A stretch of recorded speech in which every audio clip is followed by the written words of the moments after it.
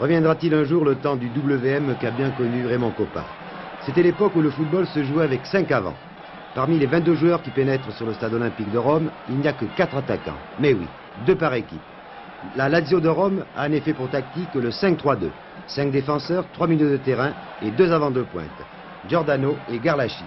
Le Racing Club de Lens, de son côté, avait décidé de placer 4 joueurs au milieu du terrain, Sab, Bouzdira, Kravzik et Eli. En avant, Marx et Six. Dans les 2 camps, des attaques qui ne battaient que d'une aile. Dans ces conditions, il ne faut pas s'étonner que les occasions de but aient été rares.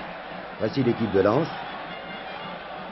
qui va jouer en maillot jaune, alors que l'équipe de la Lazio de Rome va jouer en maillot bleu. 50 000 spectateurs étaient présents en effet au stade olympique de Rome. Lens va jouer en première mi-temps à gauche, alors que la Lazio de Rome va jouer à droite. Et vous voyez tout de suite l'attaque de Guedin, le numéro 3 des Italiens. Mais tout de suite, c'est Eli qui donne à Didier Six, le numéro 11 de l'international de l'équipe de Lens. Et vous voyez comment les défenseurs sont regroupés, sont nombreux. Il y avait là le numéro 2, Amoniaci. Et finalement, c'est Manfredonia qui se saisit de la balle. Car il est très dur de percer cette défense du Lazio de Rome. C'est le catenaccio, vous le savez, la chaîne, le verrou. Cordova, le numéro 6, qui a été sans doute le meilleur joueur au milieu du terrain. Vous le voyez là, il va avoir la balle dans quelques instants. Il y a Lopez maintenant, qui vient d'attaquer. Mais des 2 côtés, on arrive peu à construire un véritable football bien ordonné. Une attaque de Marx maintenant. Le gardien avait raté la balle, une occasion là oui pour les Lensois, mais Manfredonia, le numéro 5, a réussi à s'en saisir. Et à nouveau on repart du côté de la Lazio par le numéro 7, Garlachi. Ensuite Cordova, c'est par lui que passaient presque toutes les actions romaines. Guedin, un arrière tout de même très offensif bien sûr, comme tous les ailiers modernes. Contrôle de Leclerc, dégagement de Sab. Là, un fauchage d'Eli par Wilson, qui aurait bien mérité un avertissement. Wilson, c'est le libéro de la Lazio. Le coup franc tiré par Six ne donne rien. Et aussitôt, bien sûr, une contre-attaque italienne, toujours par Cordova, Lopez.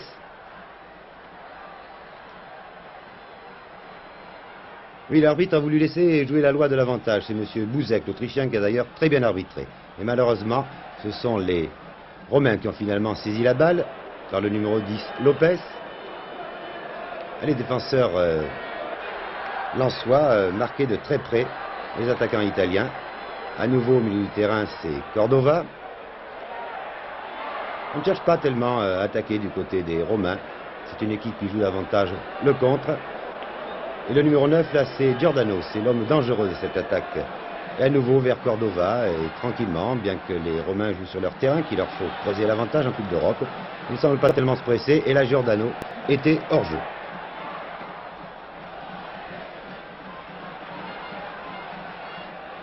Attaque cette fois-ci des équipes françaises.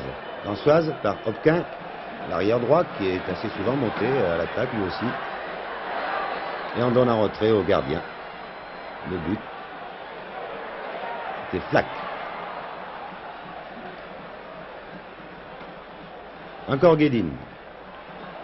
Mais ce n'est pas du football très bien construit. Vous allez voir maintenant le numéro 6 qui donne la balle.